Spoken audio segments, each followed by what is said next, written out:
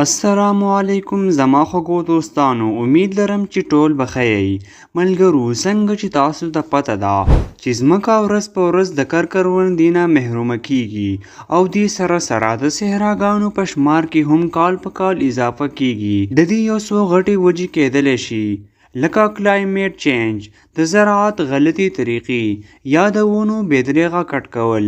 دا هغه لارې دي چې د دې د وجې نه دنیا سپیره کیږي او دې ته ډیزرټیفیکیشن هم ویلی شي، مطلب چې کله یو شنه ځمکه په صحرا کې بدله شي. نو ملګرو، چین د دې د وجې نه ډیر زیات پریشان دی.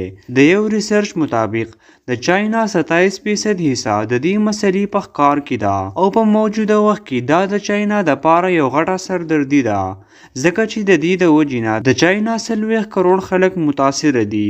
د خلکو ځناور د لوږې تندې د لاسه مري. د صحراګانو په شمار کې د اضافت د وجې نه د دوی دپاره تخم کرل ډیر زیات مشکل شوي دي. په هر ځای کې قحط سالي ده او دا خلاصه کې د چاینا په زیاتر ښارونو کې د شګې طوفانونه راتللي اوس یو عامه خبره ده. نو دوستانو، د چاینا حکومت هر قسم کوشش کوي چې د دې مسلې حل راوباسي. دوی مصنوعي بارانونه هم کوي او دې سره سره په خپله شړه ځمکه کې دوی ګرین والز هم جوړوي، یعنی د شنو ونو دیوالونه. او د چاینا په زرګاو مزدوران په دې مسله کار کوي لګیا دي او ښکاري داسې چې چاینا د یو حده پورې د دې مسلې نه خلاصې بیا موندلی دی. په تیر شوي 10 کالو کې د چاینا په شړه او بنجره ځمکه کې د 50,000 مربع کیلومتر پورې کمی راغلی دی. نو تاسو به حیران شئ چې چاینا دا تبدیلي څنګه راوسته. نو ملګرو، په دې کې غټ کردار د هغه سویو دی کومو لره چې دوی په خپلو صحراګانو کې پرېښودي وي. نو خوږو کتونکو، دا یو عجیبه تکنیک دی په کوم کې چې یو خاص قسم سوی استعمالیدلی شي چې هغې ته ریکس ریبټ وایي. دا سوی زیاتره په فرانس کې بیا موندلی شي.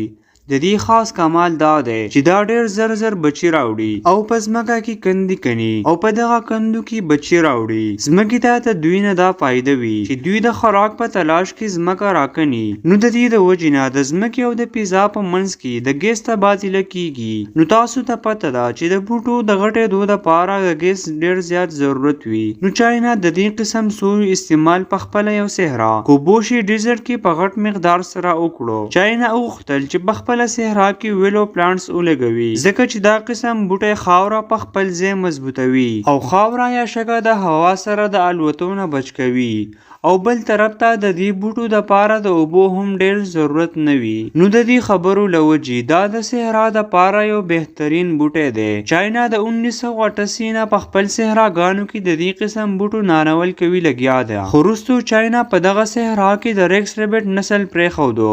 نو کله به چې سویو په دغه ځای کې ګیا خوړله، نو د دغه ګیا تخم به دوی نشو هضم کولی او د ګندګۍ ویستو په ټایم کې به دغه سوی تخم هم خارجولو. نو د دې د وجې نه به صحرا میاشت په میاشت زیاته سرسبزه وه، ځکه چې د ریکس ریبټ په ځلاتو دغلته د سري په ځای کار ورکړو. نو د دې له وجې د چاینا دغه صحرا تقریبا 33% سرسبزه شوه. د دغه سوی مقدار هم څه کم نه و. په تیر شوي 10 کالو کې چاینا د 10 لاکو نه زیات سوی دغلته استعمال کړي دي. نو ملګرو، دا نننۍ ویډیو امید لرم چې خوښه شوې به مو وي. دا ویډیو د خپل ملګرو سره لازمي شیر کړئ او ویډیو لایک کول مه هېروئ، ځکه چې په دې موږ ډیر زیات مهنت کوو. او د نورو داسې خوندورو ویډیوګانو لپاره زموږ چینل لازمي سبسکرایب کړئ. په بله داسې مزیداره ویډیو کې به ملاویږو. د الله په امان.